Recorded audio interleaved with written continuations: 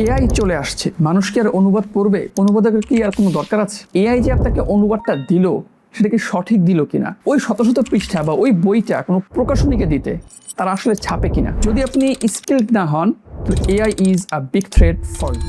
আসসালামু আলাইকুম। এআই চলে আসছে, মানুষ কি আর অনুবাদ পড়বে?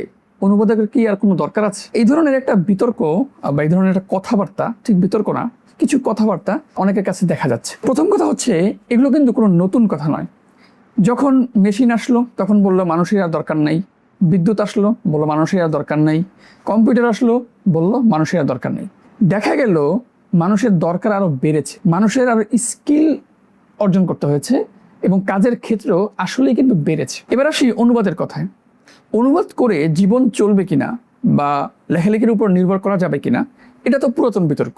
এটা নিয়ে তো আগে যা বলা হয়েছিল সেটাই। এখন আসি, অনেকেই বলছেন যে তিনি 2 দিনের মধ্যে বা 1 সপ্তাহের মধ্যে শত শত পৃষ্ঠা অনুবাদ করেছেন, তিনি এখন কেন টাকা নষ্ট করে বই কিনবেন? সো দেখেন, এখানে অনেকগুলো কথা আছে, এগুলো শুনতে তো চটকদার, বাট এখানে অনেকগুলো ফাঁক রয়ে গেছে।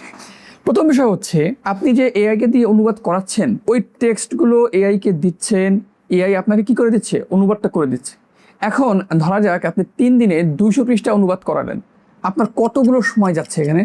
মানুষের কি আর কোনো কাজবাজ নাই? সে এখন সারাদিন বসে বসে অনুবাদ করবে আর পড়বে? তা তো হইতে পারে না।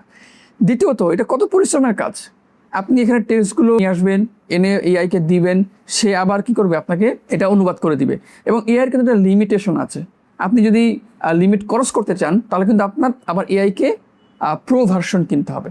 সো মানুষ এখানে সময় দিবে, টাকা দিবে কেন? বা এটা কি আসলে আদৌ সম্ভব কিনা? সবচেয়ে মজার বিষয় হচ্ছে, এআই যে আপনাকে অনুবাদটা দিল, সেটা কি সঠিক দিল কিনা, সেটা কি আসলে প্রযোজ্য কিনা, সেটা কি সঠিক কিনা, মানে এই যে যাচাই বাছাই সম্পাদনা, এটা আসলে কি করবে? একজন খুব মজার একটা কথা বলছে, ওই যে যিনি বলেছেন যে আমি এই কয়দিনে এত শত পৃষ্ঠা আমি অনুবাদ করে ফেলেছি এআই দিয়ে। একজন একটা খুব চমৎকার কমেন্ট করেছেন যে ওনাকে বলুন ওই শত শত পৃষ্ঠা বা ওই বইটা কোনো প্রকাশনীকে দিতে তারা আসলে ছাপে কিনা, তখনই বোঝা যাবে যে আসলে এআই এর দৌড় কত দূর। সো এআইকে আপনি কোনোভাবেই ইগনোর করবেন না। এআই আপনার সহযোগী হবে, কিন্তু এআই কখনোই আপনাকে রিপ্লেস করবে না। হ্যাঁ, যদি আপনি স্কিলড না হন, তো AI is a big threat for you.